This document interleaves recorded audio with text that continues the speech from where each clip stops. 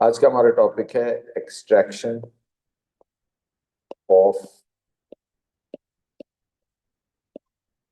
Metals from their compounds,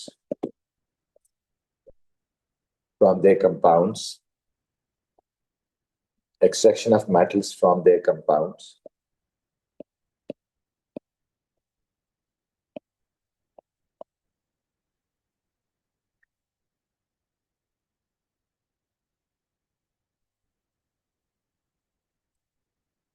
Or you can also say it's a reduction of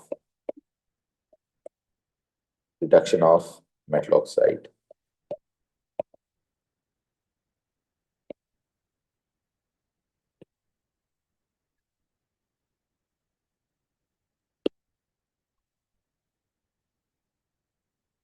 reduction of metal oxide. अब देखो क्या है बच्चों, पहले समझें जरा प्रॉब्लम को। प्रॉब्लम ये है कि जो मेटल्स होते हैं ना, जैसे आपने देखा कि मेटल्स रिएक्टिव होते हैं। तो जो मेटल्स है ना, जैसे पोटासियम हो गया, सोडियम हो गया, कैल्शियम हो गया, मैग्नीशियम हो गया, एल्यूमिनियम हो गया, ये मेटल्स बहुत ज्यादा रिएक्टिव मेटल्स हैं। मतलब काफी ज्यादा रिएक्टिव मेटल्स हैं। तो जितनी मेटल ज्यादा रिएक्टिव होती है ना, उतना ही उसका कंपाउंड ज्यादा स्टेबल होता है। अगर ये मेटल ज्यादा रिएक्टिव है ना, तो उसका कंपाउंड उतना ही ज्यादा स्टेबल होता है, उससे उस मेटल को निकालना उतना ही मुश्किल होता है। क्योंकि मेटल्स में आपको बताऊं, यूनिवर्स में हमें मेटल्स प्योर नहीं मिलती। अगर आप देखें ना, तो potassium, sodium, calcium, magnesium, aluminium, zinc, iron, lead, और फिर आपको पता है हम हाइड्रोजन को लिखते हैं, और फिर नीचे है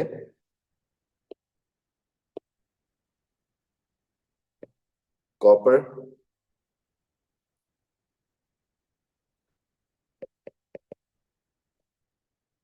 ये। अब देखो बच्चों, हम ये कहते हैं कि जो मेटल्स होती है ना, यूजुअली इन मेटल्स के अलावा ये वाली, ये जो है, हमें प्योर नहीं मिलती। ये प्योर मिलती है हमें, चलो इनको माइनिंग करके शायद हम निकाल लें। आपने सुना होगा गोल्ड की, प्लैटिनम की, सिल्वर की माइनिंग करते हैं, पहाड़ होते हैं उनमें सिल्वर मिल जाता है, हमें कॉपर मिल जाता है, हम उसको माइन करके निकाल लेते हैं क्योंकि वो प्योर होता है। बाकी मेटल्स प्योर नहीं होती।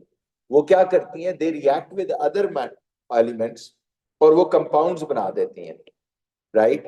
तो उन कंपाउंड से हमें मेटल्स को अलग करना पड़ता है, उसे एक्सट्रैक्शन ऑफ मेटल कहते हैं। राइट। सो एक बात तो आपने ये समझ ली है कि मेटल्स क्योंकि रिएक्टिव होती हैं, मैं लिख देता हूं यहाँ, metals are reactive, so they combine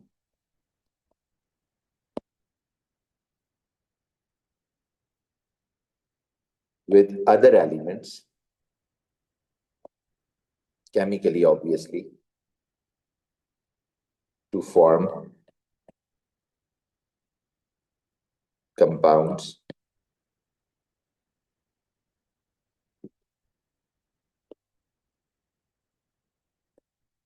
okay,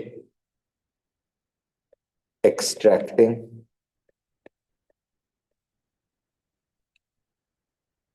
and which या ऐसे लिख देते हैं, these compounds are also known as pores.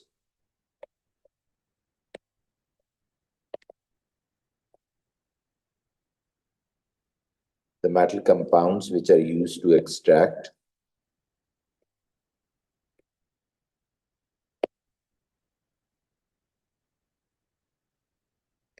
metal are known as ores.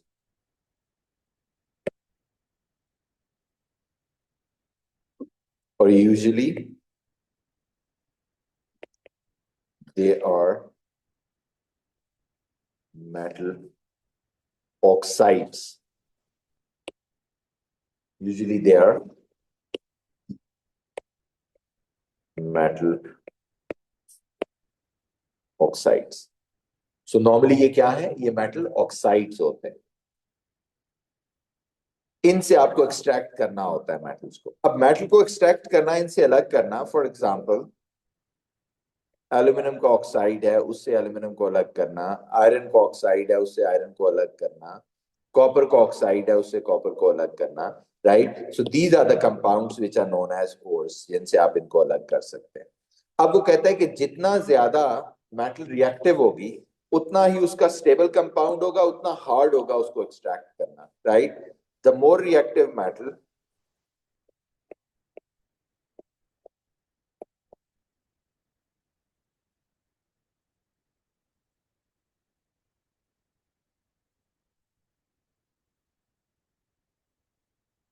harder to extract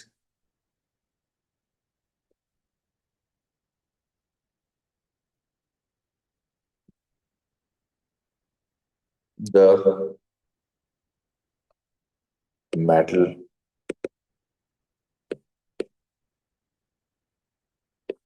from its compound। वजह क्या है?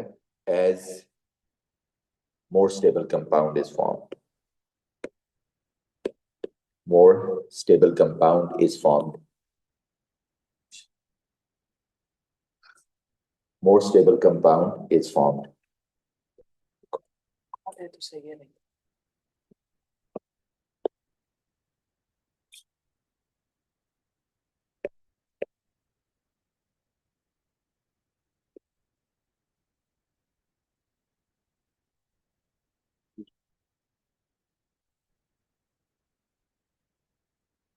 You got it?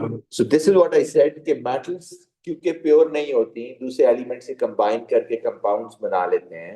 उन कंपाउंड से हमें तो मेटल प्योर फॉर्म में चाहिए, हमें तो आयरन चाहिए, आयरन ऑक्साइड तो नहीं चाहिए, हमें तो एल्यूमिनियम चाहिए, एल्यूमिनियम ऑक्साइड तो नहीं चाहिए। फिर हमें उनको उनसे अलग करना होता है। इसे प्रोसेस को एक्सट्रैक्शन कहते हैं। डिपेंड्स कि आपने क्या प्रोसेस यूज करना है, क्योंकि उनकी स्टेबिलिटी मैटर करती है। अब जैसे, अब मैं अगर इसी को ले लूं, तो ये देखें, अगर सर पोटासियम को देखें तो जी, उसको जाहिर है पोटासियम ऑक्साइड से अलग करना होगा। एक मिनट है जो बच्चे मैं सुनता हूँ। Sodium oxide, calcium oxide, magnesium oxide, aluminium oxide, let's say, ठीक है। उसके बाद जैसे अगर जिंक चाहिए तो zinc oxide, iron oxide, lead oxide, उसके बाद अगर हमें चाहिए लेट्स से तो copper oxide, silver oxide, for example, yes. So ये है सारे जिनसे आप कह रहे हैं जी आप उन कंपाउंड्स को अलग कर सकते हैं। और जैसे मैंने कहा, अब सर अगर गोल्ड आपको ऑक्साइड भी होता है? जी नहीं, जैसे मैंने इससे नीचे तो फिर वो बनते ही नहीं है ना। Yes sir. ओके, अब आ जाए कैसे एक्सट्रैक्ट करना है। आप कहते हैं जी फिर इसका क्या किया जाए।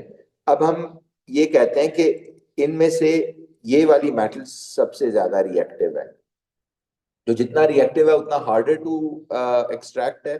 तो आप कहते हैं इसलिए ये जो मेटल्स है ना, अप टू एल्यूमिनियम, यानी पोटासियम से लेकर एल्यूमिनियम तक, इनमें से अगर आपको मेटल को अलग करना हो, the the hardest way of getting it out is the electrolysis. कि आप इसको मेल्ट करके या पानी में डिसॉल्व करके इसकी इलेक्ट्रोलिसिस करें, फिर ही आप ये मेटल अलग कर सकते हैं, और मोस्टली मेल्ट करके, राइट। तो इसलिए आप लिखें कि पोटासियम ऑक्साइड से लेकर, यानी पोटासियम से लेकर एल्यूमिनियम तक जो मेटल्स हैं वो मोस्ट स्टेबल होती हैं। तो लिखिए जरा, from potassium to aluminium the metal oxides being very reactive are very stable।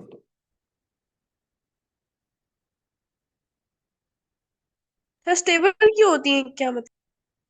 कि जो मेटल्स है ना वो बहुत रिएक्टिव है ना, तो उनके कंपाउंड्स आर वेरी स्टेबल। तो लिखे, from potassium to aluminium the metal oxides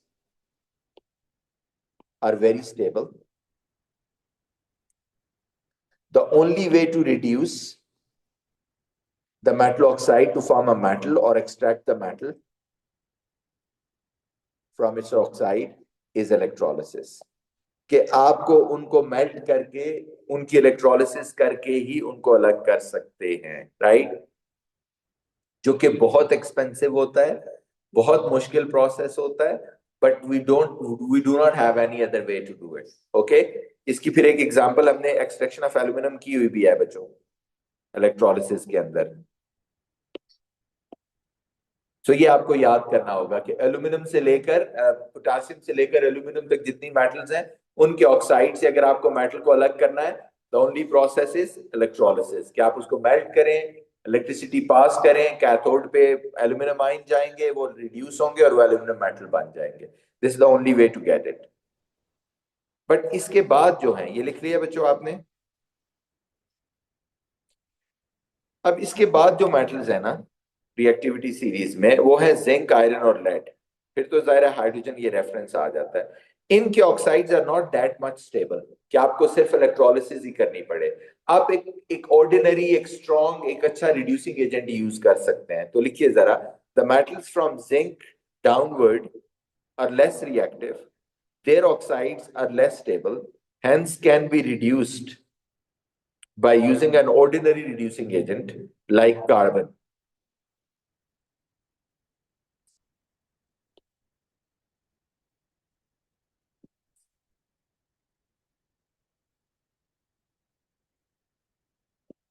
जैसे देखें, मैंने जिंक ऑक्साइड को कार्बन के साथ मिक्स करके हीट किया, तो कार्बन डाइऑक्साइड और जिंक बन गया। So you see zinc is out of it. वैसे मिसाल दी है आपको।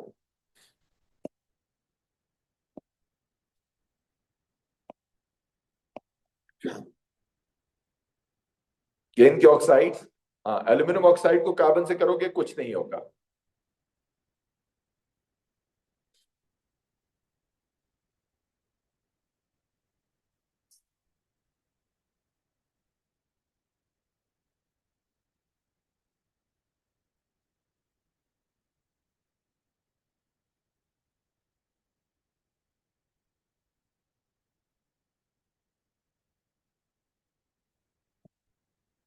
जो इससे नीचे है, जो हाइड्रोजन से भी नीचे है बच्चों, जैसे कॉपर ऑक्साइड हो गया, सिल्वर का ऑक्साइड हो गया, ये इवन एक बहुत ही वीक रिड्यूसिंग एजेंट होता है, हाइड्रोजन। तो लिखिए जरा, metals below hydrogen are least stable या least reactive, their oxides can be reduced by heating with a reducing agent, with a weak reducing agent like H2। Even जैसे ये copper oxide है, आप इसको H2 से रिएक्ट कराएं तो भी ये H2O प्लस CuO बन जाएगा, Cu बन जाएगा। So in this way you can also extract the metal out. Sir ये कार्बन खा नहीं सकता? कार्बन से तो हो ही सकता है ना, कार्बन इससे स्ट्रॉन्गर है। जो ऊपर वाला है वो नीचे वाले को कर सकता है। अब इलेक्ट्रोलिसिस है, वो तो सबकी हो सकती है, ठीक है। फिर उसके बाद कार्बन है, कार्बन भी सबका हो सकता है, लेकिन जो इससे भी नीचे है वो आप कहते हैं जी जो बहुत वीक है, जो बहुत लेस रिएक्टिव है, वो इतने स्टेबल नहीं है, तो आप कार्बन भी ना यूज करें, इवन हाइड्रोजन के साथ मिक्स करके उनको हीट करें तो भी वो मेटल्स अलग हो जाती हैं। देखें कॉपर वगैरह।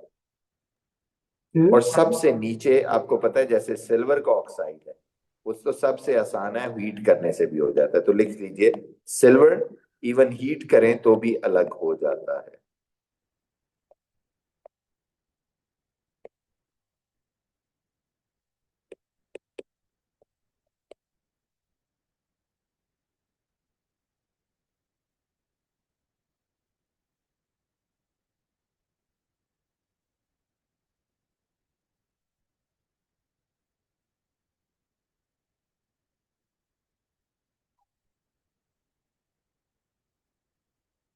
फिर जी, फिर में एक क्वेश्चन का था, इसी से सिमिलर था रिएक्टिविटी सीरीज के साथ कि इलेक्ट्रोलिसिस में ना इलेक्ट्रोड्स को बदल के ना मेटल के इलेक्ट्रोड को ना स्विच करते थे। तो उसमें लिखा हुआ था कि जिंक से जिसे जिंक था, जिंक से उसने कहा था कि रिएक्टिव ज्यादा उससे क्विक करना था, स्विच करना था। और एक में था कि आयरन से बिलो वाला करना था। तो कोई वेरी वो मैं करता भी है? एक्सप्लेन करता हूँ जी, जो अभी कौन? आएगा आगे। जस्ट गिव मी आगे? यस अ लिटिल बिट टाइम, हमने इसको डिटेल में देखना है। अभी आपको समझ आ रही है कि क्यों ऐसा कर रहे हैं? क्योंकि रिएक्टिविटी के हिसाब से ही ऑक्सीडेशन होती है, रिएक्टिविटी के हिसाब से ही रिडक्शन होती है। जो एक से ज्यादा रिएक्टिव होगा वही डिस्प्लेस कर सकेगा, वही oxidise. Hmm.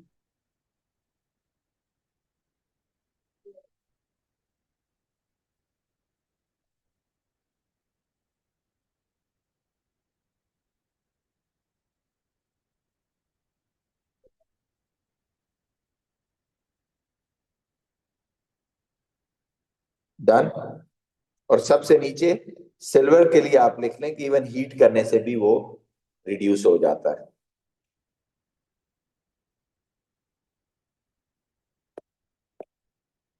Is it clear now? So मैं अभी सम अप कर देता हूं इसको। मैंने क्या कहा कि जब भी आप किसी मेटल को उसके कंपाउंड से एक्सट्रैक्ट करेंगे, this is known as extraction of metal. इस एक्सट्रैक्शन ऑफ मेटल में आपने ये देखना है कि वो मेटल कहाँ है। मैंने आपको कहा कि एक मेटल को एक्सट्रैक्ट करना है, आप कहते हैं जी 3 तरीके हैं। नंबर 1 इलेक्ट्रोलिसिस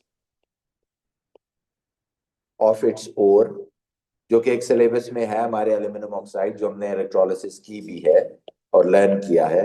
दूसरा मैं आपको कहता हूं जी आयरन की एक्सट्रैक्शन करनी है, तो आप कहते हैं जी ये तो इस रेंज में आता है जहां एक रिड्यूसिंग एजेंट जो कि कौन है, जैसे कार्बन है, उससे रिएक्ट कराएंगे। तीसरा में आप कहते हैं जी अगर वो बहुत ही इस रीजन में आता है तो आप कहते हैं हाइड्रोजन से रिएक्ट कराएं उसके ऑक्साइड को, तो भी अलग हो सकता है। और अगर बहुत ही वीक है तो आप कह रहे हैं हीट करने से भी हो सकता है। ठीक है, सो यूजुअली अब मैं आपको एक एक्सट्रैक्शन देने लगा हूं। व्हाट डू यू थिंक, अगर हमें आयरन को एक्सट्रैक्ट करना है from its ore, iron oxide, हमें कौन सा मेथड यूज करना चाहिए बच्चों?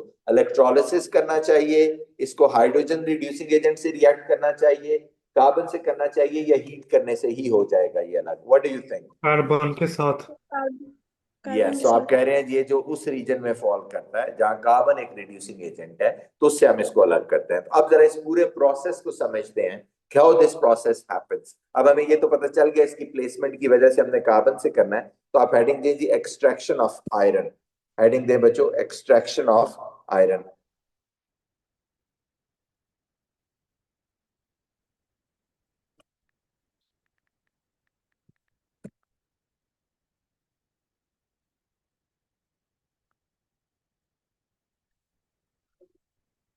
ओके, लिखिए जरा, iron is extracted from its ore known as haematite.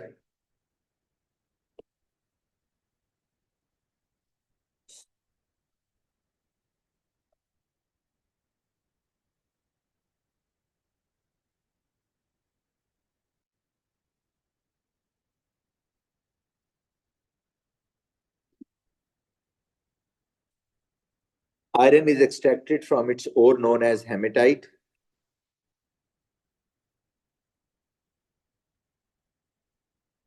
Okay sir. अब ये हेमेटाइट क्या है? Hematite is mainly iron 3 oxide. ये एक कंपाउंड है आयरन का, Fe2O3, along with impurity of silicon dioxide। तो बेसिकली आयरन 3 ऑक्साइड ही है जिससे हमने इसको एक्सट्रैक्ट करना है, बट क्योंकि इसमें थोड़ी इंप्योरिटी भी होती है सिलिकॉन डाइऑक्साइड की, इसलिए इसको हेमेटाइट हम बुला रहे हैं। अब आपने क्या डिसाइड किया बच्चों, इसको अगर एक्सट्रैक्ट करना है तो किसके साथ इसको किस तरीके से करना होगा? Electrolysis, reducing agent carbon, hydrogen और हीट, क्या करना होगा? Reducing agent carbon. यस, तो आपको फिर क्या क्या चाहिए? आप कह रहे हैं चलो जी लैब चलते हैं, इसको एक्सट्रैक्ट करते हैं जी। आज क्या क्या चाहिए हमें?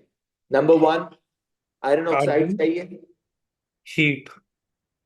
दूसरा, जिससे इसको रिएक्ट कराना है, रिड्यूसिंग एजेंट कौन? ही carbon. Carbon coke, carbon. Coke चाहिए। सो रॉ मटेरियल क्या है? Number 1 iron oxide, number 2 coke और कार्बन, जिससे रिएक्ट कराना है इसको। नंबर 3 बच्चों एक और रॉ मटेरियल भी है। आप कह रहे हैं उसका कोई रोल ऑक्सीजन तो क्या नहीं हो है? समझ आता, वो समझ आता है जी ये जो एक इम्प्योरिटी है ना, इसको भी तो अलग करना है। तो उसके लिए हमें प्रोसीजर बाद में बताऊंगा, अभी आप सिर्फ याद कर लें कि क्या क्या चीज चाहिए होती है। Limestone, calcium carbonate. तो लिखिए जरा, when we are going to lab to extract the iron from its ore, there are 3 raw materials that are to be used. Hematite, it is an ore of iron. Coke, which is a Ra-amine reducing agent, and a limestone. The purpose is to remove the impurity. आप कहते हैं जी ये lab में कहाँ जाना है, कहाँ होगा? आप कह रहे हैं जी लैब में एक फर्नेस है जिसका नाम ब्लास्ट फर्नेस है। फर्नेस उर्दू में अगर मैं आपको समझाऊं तो तंदूर को कहते हैं जिसमें हम रोटी लगाते हैं। तो फर्नेस इज दैट थिंग। इस तरह की एक चीज होती है ब्लास्ट फर्नेस, इसी एक बहुत बड़ा तंदूर है। 3 स्टोरी बिल्डिंग जितना, एक समझ लें इतना बड़ा फर्नेस है ये। ओके, तो कहते हैं कि ये होगा कहाँ? आप कहते हैं the process of extraction of iron takes place in the blast furnace, क्योंकि इन 3 रॉ मटेरियल्स के साथ इन रिएक्शंस में हमें इनको हीट भी करना है, इसलिए।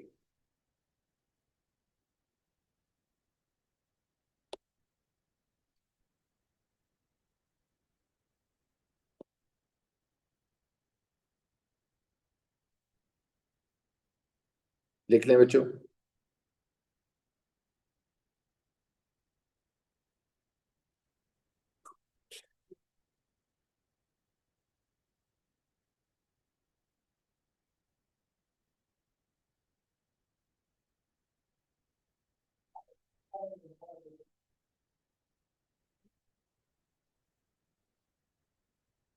Are you done?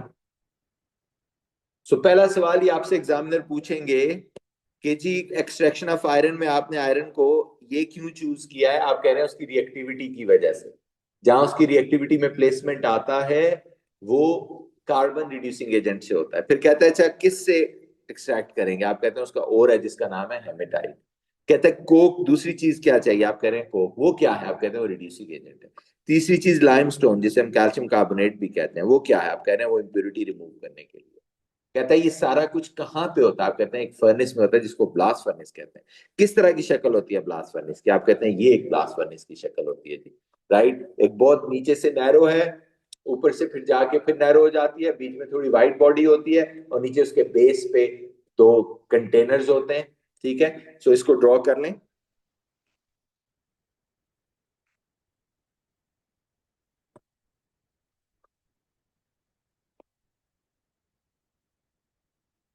अब देखें होता क्या है। आप कहते हैं जी हम इस ब्लास्ट फर्नेस में, जैसे मैंने अभी आपको कहा कि ऐसा नहीं है कि ये बस सीधा सीधा ही काम हो जाएगा। आप कहते हैं जी होता ही है कि इस ब्लास्ट फर्नेस में हमें हीट भी करना है, सारा कुछ है। तो हम क्या करते हैं? हम करते ही हैं बच्चों, इस ब्लास्ट फर्नेस के बेस से ना हम यहां से हॉट एयर को पास करते हैं in up on the upper side of the furnace. ये क्या है? Hot air.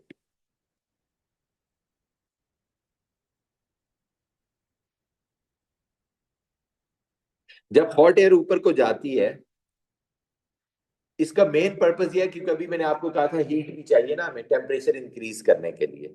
तो बट ऊपर से हम साइमल्टेनियसली कोक को पास करते हैं। ये देखो, ये कार्बन है, इसको पास करते हैं। तो जब ऊपर से कार्बन आ रहा होता है और नीचे से हॉट एयर जा रही होती है, तो यहाँ इस रीजन में ये कार्बन का जो हॉट एयर का ऑक्सीजन है उससे रिएक्शन होता है और बन जाता है carbon dioxide. That is the first reaction that happens in the blast furnace.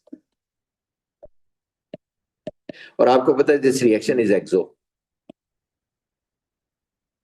और कुछ ब्लास्ट फर्नेस की वजह से और प्लस कुछ हॉट एयर की वजह से और प्लस ये जो एक्सोथर्मिक रिएक्शन है उसकी वजह से इस जगह का टेम्परेचर अराउंड 900 डिग्री चला जाता है, 1000 तक भी।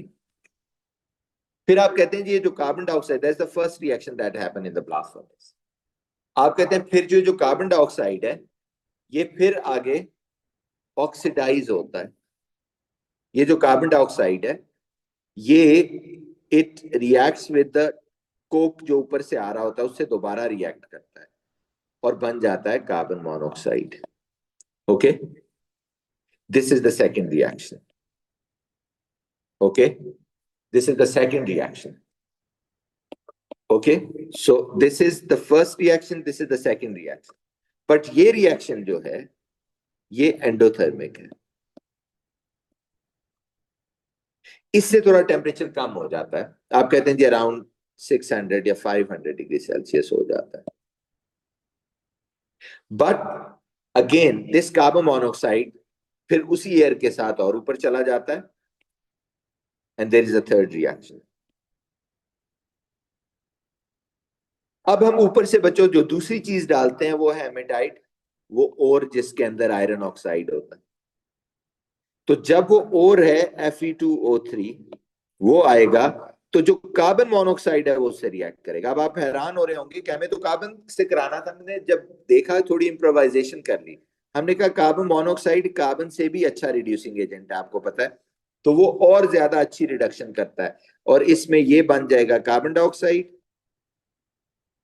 और साथ में आयरन अलग हो जाएगा। सो ये हमारा मेन रिएक्शन है जिसके लिए हमने इतना सारा तरद्दुद किया है, right. So this is the main reaction of this. तो आप कह रहे हैं जी सीधा सीधा कार्बन तो नहीं रिएक्ट कराया, बल्कि हमने एक और अच्छा बेटर रिड्यूसिंग एजेंट कार्बन से भी बनाया, और उसका क्या नाम है, कार्बन मोनोऑक्साइड, और उसको फिर हमने रिड्यूसिंग एजेंट के तौर पे एक्ट किया और उसने आयरन को। और एक और चीज आपने नोटिस की है कि जो आयरन बना है बच्चों, वो एट दिस टेम्परेचर क्या है, लिक्विड स्टेट में है। तो वो लिक्विड स्टेट में होने की वजह से फ्लो करके यहाँ ब्लास्ट फर्नेस के नीचे चला जाता है, और फिर हम टैप से उसको, टैप ऑफ लिखा हुआ है मैंने, टैप ऑफ मतलब क्योंकि अभी लिक्विड आयरन होता है ना, वो इतना हाई टेम्परेचर है कि वो लिक्विड आयरन होता है, मेल्ट हुआ हुआ होता है, और हम उसको टैप ऑफ करके बाहर निकाल के फिर जिस भी शेप में कन्वर्ट करना हो कन्वर्ट कर लेते हैं। सो आपने देखा just a little bit improvisation in first two reactions हमने की है कि instead of reacting coke directly या carbon directly with iron oxide और हेमेटाइट और द ओर, हमने उसको कार्बन मोनोऑक्साइड में कन्वर्ट कर लिया, and that makes even a better reducing agent, वो कर लिया, उससे वो अलग हो गया, and iron flows down and tapped off. वो कहते हैं जी फिर ये इम्प्योरिटी का क्या सीन है, वो तो अभी उधर की उधर ही, हम कहते हैं उसके लिए हमने कैल्शियम कार्बोनेट डाला था। And how it works to remove the impurity, आप कहते हैं जी कैल्शियम कार्बोनेट बेसिकली ये करता है कि इस टेम्परेचर पे ना कैल्शियम कार्बोनेट इम्प्योरिटी रिमूव नहीं करता डायरेक्टली, ये कैल्शियम ऑक्साइड और कार्बन डाइऑक्साइड में चेंज हो जाता है, एंड देन कैल्शियम ऑक्साइड, क्योंकि एक बेसिक ऑक्साइड है, ऑक्साइड हम पढ़ के आए हैं, मेटल ऑक्साइड बेसिक ऑक्साइड है, तो ये जो इम्प्योरिटी है सिलिकॉन डाइऑक्साइड, ये एक एसिडिक ऑक्साइड है।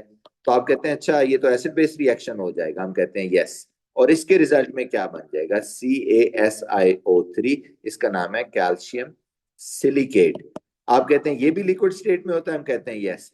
ये भी फ्लो डाउन करेगा, हम कहते हैं yes, this also flows down to the bottom, और ये दोनों लिक्विड आपस में मिक्स नहीं होते, तो आप देखा दोनों की लेयर अलग अलग होती है, और ये इसको भी हम टैप ऑफ कर लेते हैं, ठीक है। और ये इसको कहते हैं स्लैग, बेसिक स्लैग, इसको भी हम फेंकते नहीं है, ये मिरर बनाने में यूज कर लेते हैं, और राइट, इसका नाम है कैल्शियम सिलिकेट, या फिर इसको बेसिक स्लैग भी बोलते हैं, right. So these are the two equations. अगर वो कहीं रिमूवल ऑफ इम्प्योरिटी की इक्वेशंस क्या है, तो वो ये दो इक्वेशंस है, right. So this is how the blast furnace works, and this is how the reactions of the blast furnace happen or take place, right? So इसमें गौर से देख लें, so दोबारा से देख लें कि क्या हुआ, कार्बन से क्या बना, कार्बन डाइऑक्साइड, कार्बन डाइऑक्साइड से क्या बना, carbon monoxide, carbon monoxide reducing agent था, उसने आयरन ऑक्साइड को रिड्यूस किया, आयरन अलग हुआ, that flowed down to the bottom, और उसकी डेंसिटी क्योंकि स्लैग की डेंसिटी से अलग होती है और वो दोनों आपस में मिक्स भी नहीं होते, तो इसलिए दोनों इकट्ठे भी हो गए बॉटम पे, राइट। और इम्प्योरिटी रिमूव करने के लिए जो हमने कैल्शियम कार्बोनेट डाला था वो कैल्शियम ऑक्साइड में चेंज हुआ, हाई टेम्परेचर की वजह से डिकम्पोज हो गया, ओके, और उससे क्या बन गया, कैल्शियम ऑक्साइड और कार्बन डाइऑक्साइड, राइट। सो यहां तक कोई सवाल है तो वो पूछिए, अदरवाइज इसको कॉपी कर लें, मैं आपको 2 मिनट दे रहा हूँ, थोड़ा मैंने क्विकली कराया। सो सारे रिएक्शंस डायग्राम इसलिए बनाया ताकि आपको समझ आए कि इसी सीक्वेंस में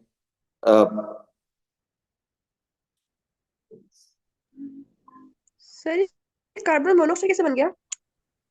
वो कार्बन को कार्बन मोनोऑक्साइड में कन्वर्ट किया है।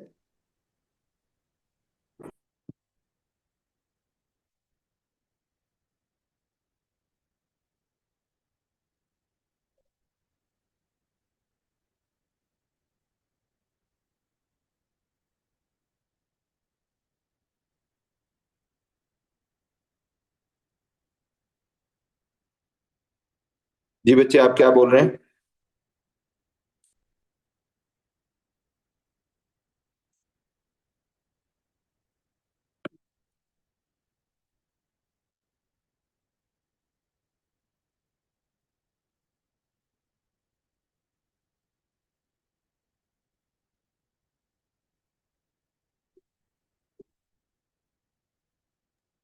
Sir, in paper we have to label this question.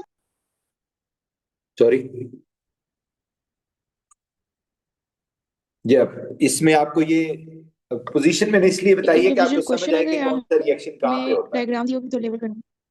नहीं लेबल नहीं, लेकिन बार दफा पूछ लेता है कि कौन सा रिएक्शन कहाँ पे होता है, कभी कभार लेबलिंग भी आ सकती है, इसलिए आपने सही बनाना है। आयरन की डेंसिटी ज्यादा होती है इसलिए इसको नीचे लिखा जाता है, स्लैग की डेंसिटी कम होती है इसलिए इसको ऊपर लिखा जाता है, एक्सेट्रा एक्सेट्रा, इस तरह के सवाल आते हैं, अभी मैं सवाल कराने लगा हूँ।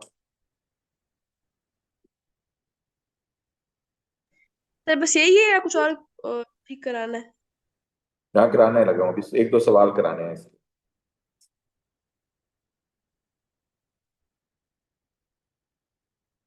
एटीपी पेपर बच्चों 2025 का, ये लिख रहे हैं ग्रुप पे, 2025 अक्टूबर नवंबर का एटीपी पेपर, या चलें आईजी से शुरू करते हैं हम। अक्टूबर नवंबर सबको मैं कल कल या परसों सबको मैं, चाहे जीसी है चाहे आईजीसीएससी है, पहले आईजी से शुरू करते हैं। तो सबको मैं वो एक पेपर कराऊंगा, वो लिख लें, सबके पास प्रिंटेड होना चाहिए, क्योंकि इसमें बच्चों ग्राफ होते हैं ना, तो आप बगैर उसके नहीं कर सकते, तो आप नोट सर डाउन कौन सा कर। ये? अक्टूबर नवंबर 2025 6-2, वेरिएंट 6-2 आईजी का ये है। ओके, जो लोग जीसीएससी कर रहे हैं उनको भी मैं बता दूं, 0620 करके ना आप डाउनलोड कर लें वहां से। Day after tomorrow, okay, day after tomorrow. Group पे आप लिख रहे हैं, इसको टैग भी वो पिन भी कर दें। सर मंडे को जो आपने डेट दी थी मॉक की, वो तो एमसीक्यू और इसका है ना, थ्योरी का, तो एटीपी का कब है? उसी दिन सारे होंगे तीनों।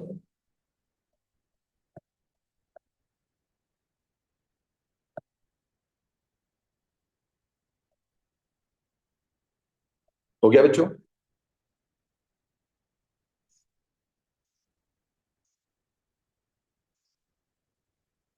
Iron is produced in the blast furnace. Which statement about this process is correct? Carbon is oxidized to carbon dioxide. क्या ये सही है?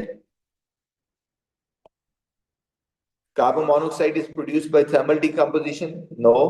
Hematite is reduced. No. Hematite is by calcium carbonate. No. Impurities are removed by hot air. No. Hot air तो temperature increase करता है. So option A is correct. Iron is obtained in the blast furnace from the ore hematite.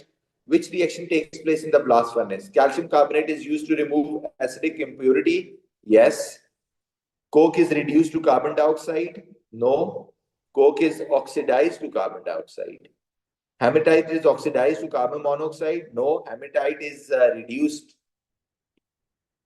Hematite undergoes thermal decomposition. No. Calcium carbonate undergoes thermal decomposition.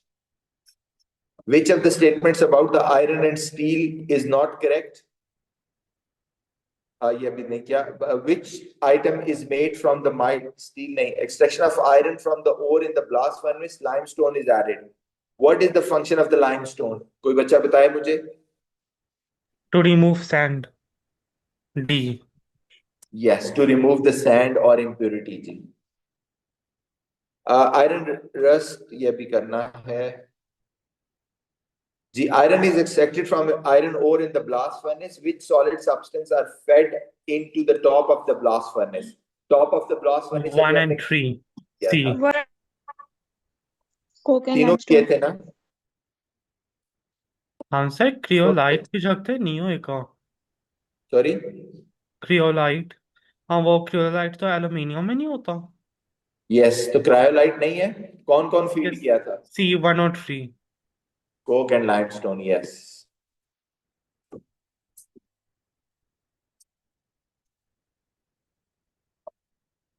Which two substances are removed from the bottom of the blast furnace? Coke, iron, Iron and limestone. slag.